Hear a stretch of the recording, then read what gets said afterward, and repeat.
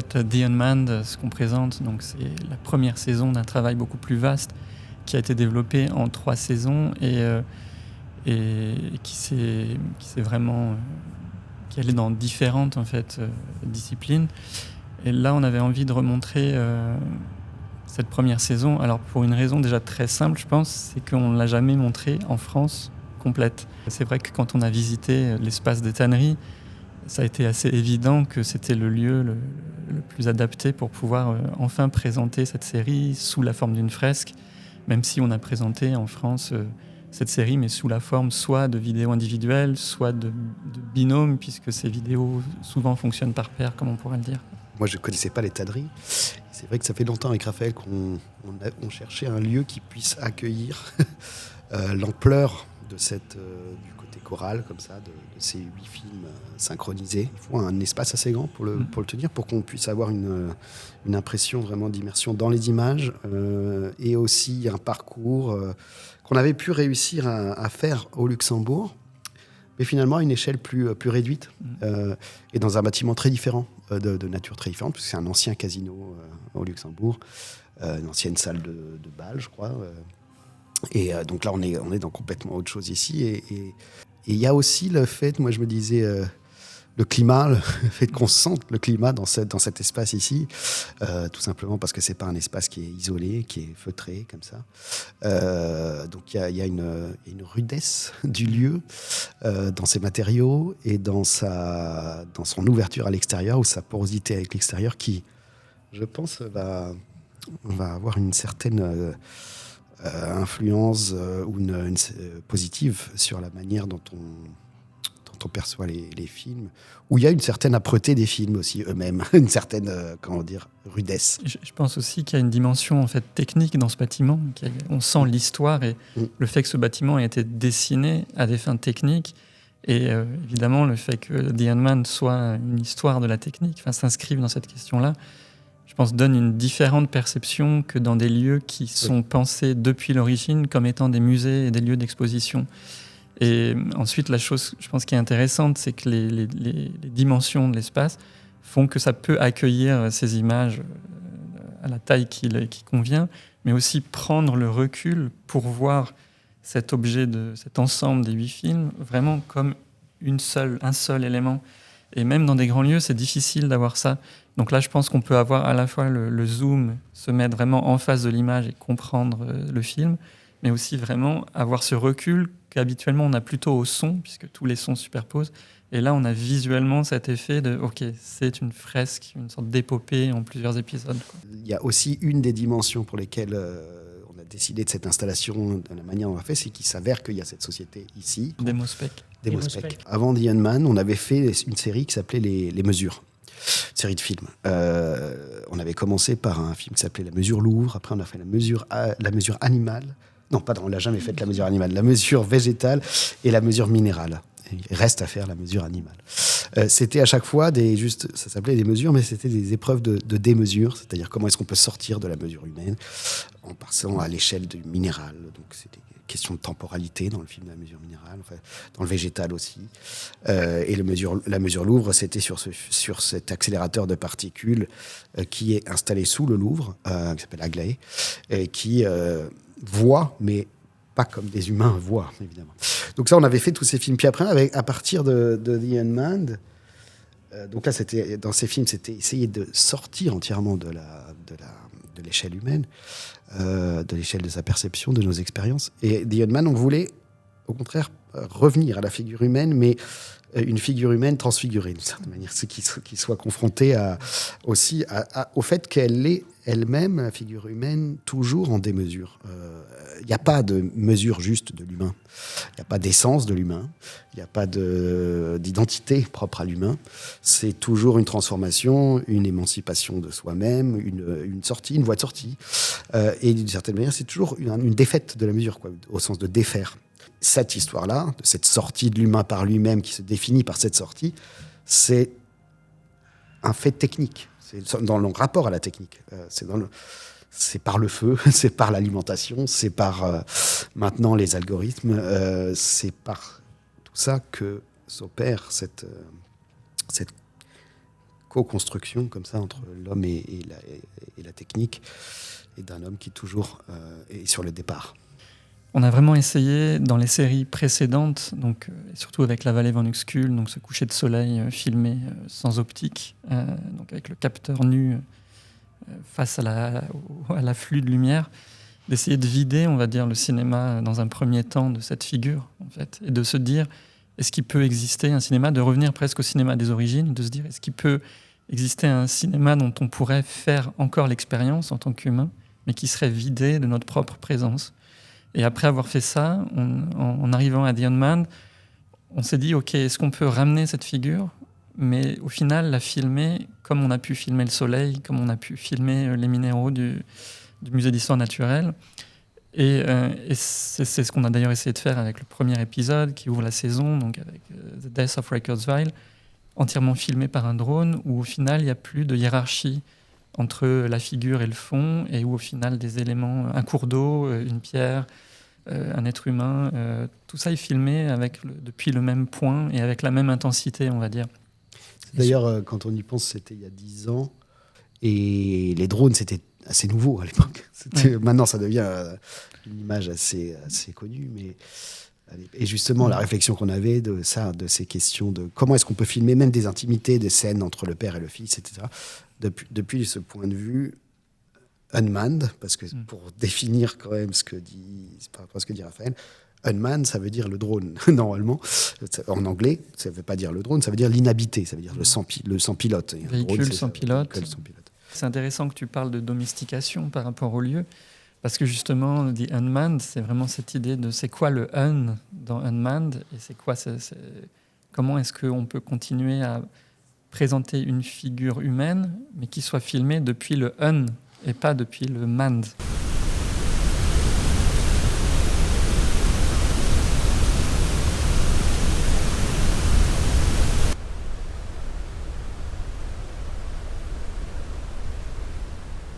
La deuxième saison de The Unmanned, celle qui n'est pas présentée ici, mais s'appelle The Everted Capital. Everted, ça veut dire ça. Ça veut dire un retourné comme un gant. C'est une rétroversion. Et en fait, nous, on était obsédés pendant toute cette série par un théorème mathématique, en fait, dans les années 70, qui montre comment, en topologie, on peut retourner une sphère. Alors, c'est très important parce que c'est plus fort qu'un gant. Un gant, il y a une ouverture.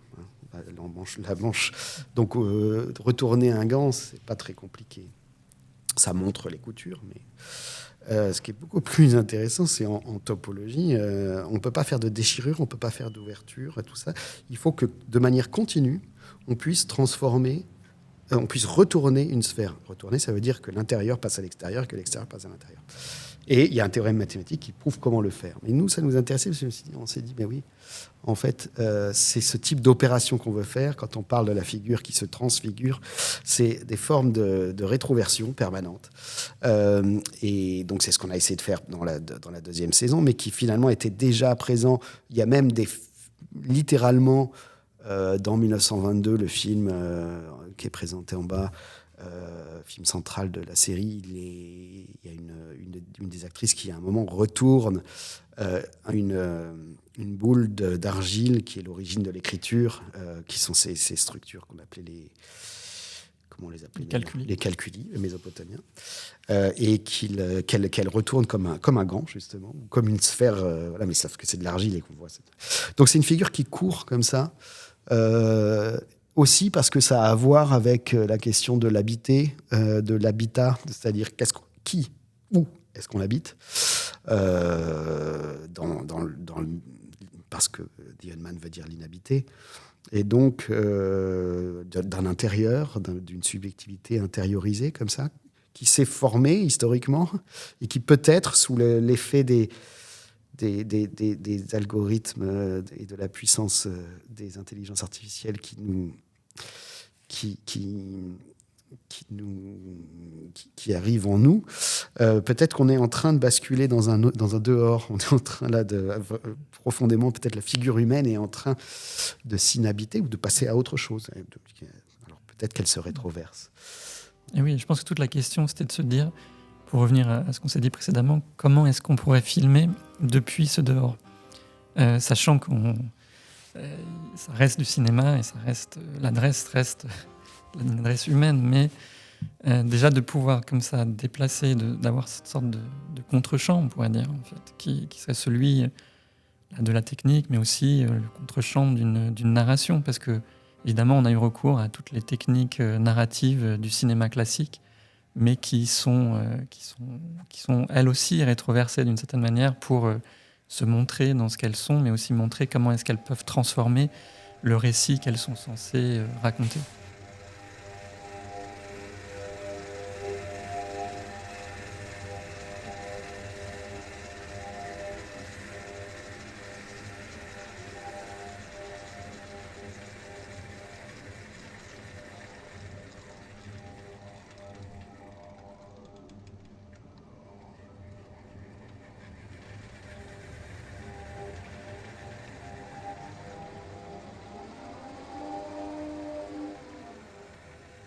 On ne voulait pas être dans l'écriture d'une série classique, au sens où on aurait écrit ces 8 épisodes et ensuite on serait devenus les réalisateurs, en quelque sorte, de ce qu'on avait écrit.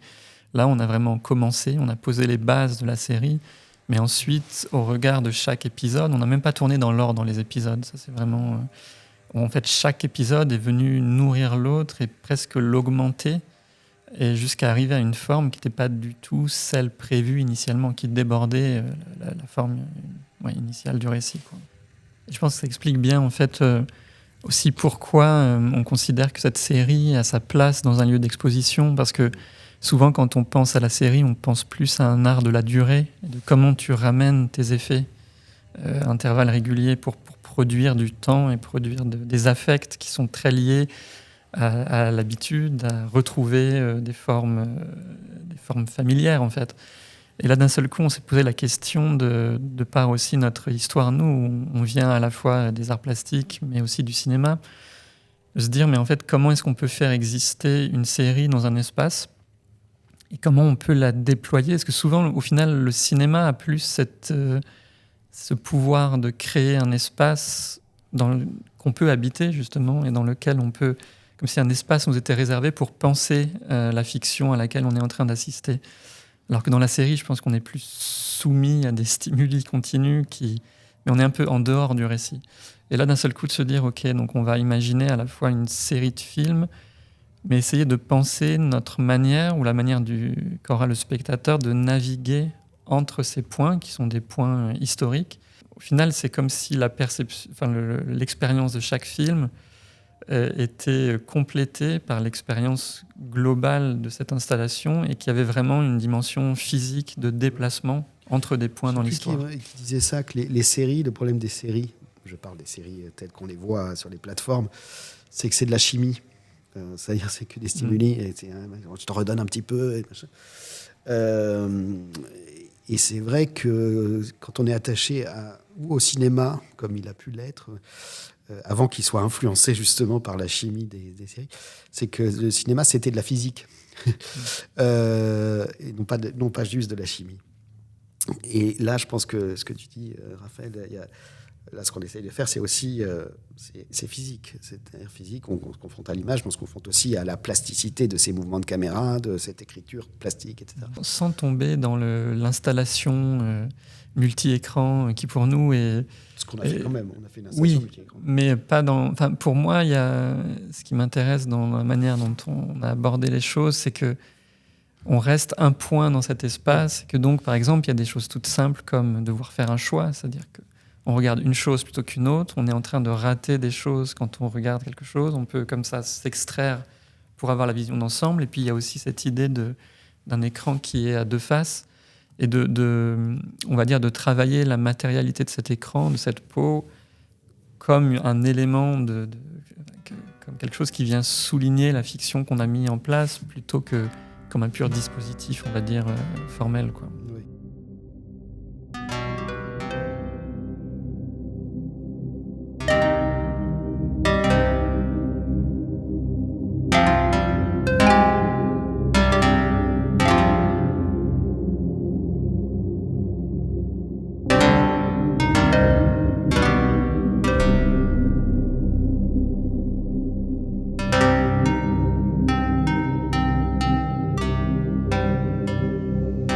tous ceux qui raconteraient la même chose. Le ciel s'est déchiré une première fois à la fin du mois d'août. Au commencement s'estoie une faible lueur à peine visible comme une incision de dans la nuit. L'idée qui sous-tend toute la série, c'est une idée assez simple, qui est celle de comment est-ce que les humains ont inventé la technique et comment est-ce que la technique les invente en retour, les transforme. Et en s'intéressant à ce point particulier, parce que donc on a parlé avec les frères Lumière de comment le cinéma a transformé les corps et notre rapport, et en retour les rapports des corps au monde. Et là, maintenant, on arrive à l'histoire de l'informatique. Et c'est vrai que si on prend les suffragettes, mais aussi l'histoire ce qu'on appelait les femmes calculettes, donc à l'époque, donc avant que l'ordinateur existe comme objet technique, on avait dû mettre en place, pour résoudre des calculs complexes, une manière de découper un calcul complexe en plein de tâches très simples, qui étaient donc exécutées par des femmes calculettes. Et la limite à la puissance de calcul, c'était finalement la vitesse maximale à laquelle une femme pouvait entrer un certain nombre de calculs sur des machines à calculer. Si bien qu'à l'époque, on quantifiait la difficulté d'un calcul en disant, ben voilà, ce calcul prendra tant d'années femmes, tant de jours femmes, tant de minutes femmes. Et donc, on s'est intéressé vraiment à ce point dans l'histoire où le calcul sort du corps humain, est extrait du corps humain et des contraintes purement morphologiques en fait du corps pour sortir hors de nous et qu'on puisse en fait le regarder comme un objet et plus comme quelque chose qui ferait partie de nous.